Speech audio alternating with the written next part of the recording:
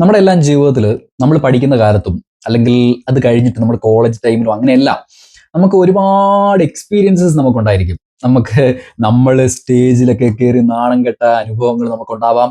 പക്ഷെ അതേ സമയത്തേക്ക് നമുക്ക് ഒരുപാട് സന്തോഷിക്കുന്ന കാര്യങ്ങൾ നമുക്കുണ്ടാവാം. അപ്പൊ ഞാൻ ഇന്ന് പറയാൻ പോകുന്നത്, ഞാൻ എൻ്റെ സ്കൂളിലെ കാലഘട്ടങ്ങളിൽ എൻ്റെ കോളേജിന്റെ ആ ഒരു സമയത്തും ഞാൻ സ്വയമേവ വിശ്വസിച്ചിരുന്നത് എന്താണെന്നറിയോ? ഞാൻ വലിയൊരു ഗായകനാണെന്ന് ഞാൻ തന്നെ അങ്ങ് വിശ്വസിച്ചിരുന്നു. ഞാൻ വലിയൊരു ഗായകനാണ്. ഏതാ ഈ സൗണ്ട് വെച്ചിട്ട് ഞാൻ വലിയ ഗായകനാന്നേ. അപ്പൊ ഈ ഒരു വിശ്വാസവും വെച്ചിട്ട് ഞാൻ എന്ത് ചെയ്തു?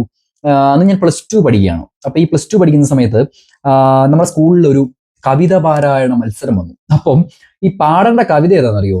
മുരുകൻ കാട്ടാക്കട എന്ന് പറഞ്ഞിട്ടൊരു അമേസിംഗ് ആയിട്ടുള്ള ഒരു റൈറ്റർ ഉണ്ട്, കവിത എഴുതുന്ന ആള്. അപ്പം അദ്ദേഹത്തിന്റെ ഒരു കവിതയുണ്ട് അദ്ദേഹത്തിന്റെ, രേണുകേ നീരാഗ രേണുകിന, ആ സാധനം.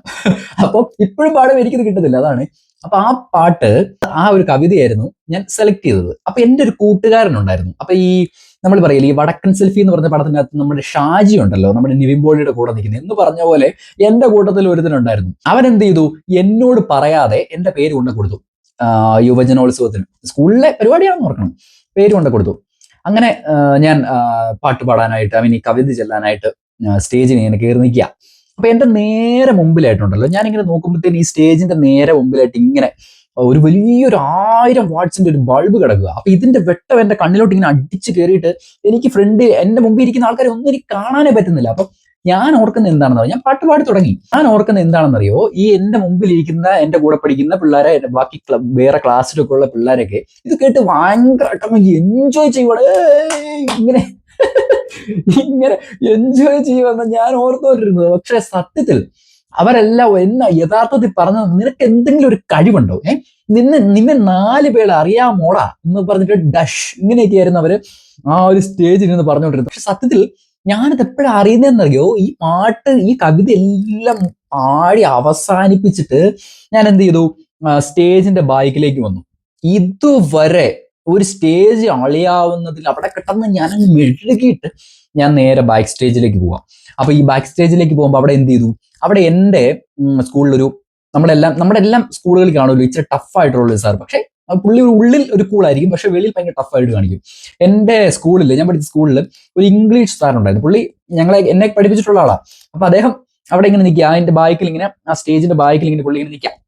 അപ്പോഴത്തേക്ക് ഞാനിങ്ങനെ ഇറങ്ങി സ്റ്റേജിൽ നിന്ന് ഞാൻ സ്റ്റേജിൽ നിന്ന് നടന്നല്ല വരുന്നത്, ഞാൻ ഇങ്ങനെ ഞാൻ തെന്നിയാ വരുന്നത്. അപ്പൊ ഞാൻ തെന്നി ഇങ്ങനെ ബാക്ക് സ്റ്റേജിലേക്ക് ഇറങ്ങിയപ്പോഴത്തേക്ക് ഈ പുള്ളി അവിടെ ഇങ്ങനെ എന്നെ ഇങ്ങനെ അങ്ങോട്ട് ഭിത്തിയിലോട്ട് ചേർത്ത് പിടിച്ചിട്ട്, നിന്റെയൊക്കെ സമയമാവുന്നതേ ഉള്ള, ഞാൻ ഇന്നും അത് ഓർക്കുന്നു. തമാശ കേട്ടോ, സീരിയസ് ആയിട്ടായിരിക്കും അല്ലേ? ഞാൻ തമാശക്കാന്ന് ഓർത്തായിരിക്കും, പുള്ളി സീരിയസ് ആയിട്ടായിരിക്കും പറഞ്ഞത്. ഓക്കെ, അങ്ങനെ ഞാൻ അവിടെ നിന്ന് ഇങ്ങനെ ഇറങ്ങി വന്നു. അപ്പത്തേക്ക് എന്റെ ആ ഒരു കൂട്ടുകാരനുണ്ടല്ലോ, എന്നെ ഇതിനകത്ത് പെടുത്തിയവൻ, അവൻ അവിടെ നിൽപ്പുണ്ടായിരുന്നു. അവരോട് ഞാൻ പറഞ്ഞു, നിനക്ക് എന്തിന്റെ ആവശ്യം?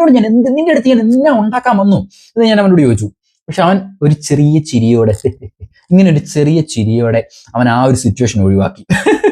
കേട്ടോ, ഇതൊരു, ഞാൻ ഓർക്കുമ്പോൾ ഞാൻ പഠിച്ച സ്കൂളുകളിലൊക്കെ ആണെങ്കിൽ അവരൊക്കെ ഭയങ്കര കൂവലും ഭയങ്കര പരിപാടികളൊക്കെ ആയിരുന്നു. അപ്പൊ എന്നിട്ടും ഞാൻ എൻ്റെ ഉള്ളിലെ ഗായകനുണ്ടല്ലോ, അപ്പൊ അപ്പോഴും ഞാൻ ഓർത്തുകൊണ്ടിരിക്കുന്നത് എൻ്റെ ഉള്ളിൽ ഭയങ്കരമായിട്ടുള്ളൊരു ഗായകനുണ്ട്. ഞാൻ ഇങ്ങനെ ബൂസ്റ്റ് ചെയ്ത് വെച്ചാൽ ഈ ആ സമയത്തൊക്കെ യൂട്യൂബിലെ വീഡിയോ ഒക്കെ, മോട്ടിവേഷൻ വീഡിയോസ് ഒക്കെ ഞാൻ ഇങ്ങനെ ബൂസ്റ്റ് ചെയ്ത് ഇങ്ങനെ നിൽക്കുക. അതേ വിശ്വാസത്തോട് കൂടിയിട്ട് ഞാൻ കോളേജിൽ പഠിക്കുകയാണ്. ആ സമയത്ത് കോളേജിൽ പഠിക്കുന്ന സമയത്ത് കോളേജിലെ ആർട്സ് ഡേ, എല്ലാ കോളേജിലും ഉണ്ടല്ലോ. അപ്പൊ അങ്ങനത്തെ ഒരു ആർട്സ് ഡേ വന്നപ്പോഴത്തേനും ആദ്യത്തെ, ഞാൻ ഫസ്റ്റ് ഇയർ പഠിക്കാൻ നോക്കണേ, അപ്പോഴത്തേക്ക് ഈ ആർട്സ് ഡേക്ക് അവിടെ ഒരു 1 man ഷോ നടത്തണം. അതിനകത്ത് മിമിക്രി വരും, പാട്ട് വരും, ഇനിയിപ്പോ കുറച്ചൊക്കെ നമ്മൾ ആൾക്കാരായിട്ട് ഇന്ററാക്ട് ചെയ്യേണ്ടി വരും. അങ്ങനത്തെ പല പല പരിപാടികൾ നമ്മൾ ചെയ്യണം. അപ്പൊ അതിന്റെ ഒരു പരിപാടിക്ക് വേണ്ടിയിട്ട് പേര്, ആ സമയം കോളേജൊക്കെ ആയപ്പോഴത്തേനും ഉണ്ടല്ലോ, എന്നെ വേറൊന്നും പെടുത്തിയില്ല, ഞാൻ തന്നെ എന്നെ കൊണ്ടപ്പെടുത്തി. എന്നെ പെടുത്താൻ വേറൊരു നമ്മളെ ഡയലോഗ് ഇല്ലേ, അതൊന്നും വേണ്ട, ഞാൻ തന്നെ മതി. അതുകൊണ്ട് ഞാൻ എന്ത് ചെയ്തു? എന്റെ പേര് ഞാൻ തന്നെ അങ്ങോട്ട് കൊടുത്തു. എന്നിട്ട് ഞാൻ ഇങ്ങനെ കോളേജിൽ അത്രയും സീനിയേഴ്സിന്റെ മുമ്പിൽ ഞാൻ ഇങ്ങനെ നിൽക്കുക. അപ്പൊ ഞാനിങ്ങനെ ആദ്യം ഓരോരോ സൗണ്ട് എടുക്കാൻ വേണ്ടി ഇങ്ങനെ തുടങ്ങും. അപ്പോഴത്തേക്ക് ഞാൻ ആദ്യം ഉമ്മൻചാണ്ടി സാറിന്റെ സൗണ്ട് അങ്ങോട്ട് എടുത്തു. വലിയ കുഴപ്പമില്ലായിരുന്നു. എന്ന് വെച്ചാൽ അത് അവർ കേട്ടതിന് മിസ്റ്റേക്ക് ആണെന്ന് എനിക്കറിയത്തില്ല, വലിയ കുഴപ്പമില്ല, അത് ചെറിയ ഐഡിയ കിട്ടി. Okay, ready. പിന്നെ ഞാൻ ഓരോരുത്തരായിട്ട് ഇങ്ങനെ കാണിക്കും. എനിക്ക് ഇതൊന്നും മറ്റേ ഈ എന്റെ സൗണ്ടിൽ തന്നെ ഇതെല്ലാം ചെയ്യുന്നതെന്ന് ഓർക്കണേ. എന്നിട്ട് ഞാനിതൊന്നും ഓരോന്നോരോന്ന് ചെയ്തു തരുക. എന്നിട്ട് ഞാൻ ഒരിക്കലും പറ്റാത്ത എന്റെ ആ ഒരു പരിപാടി ഉണ്ടല്ലോ, എന്താണത്?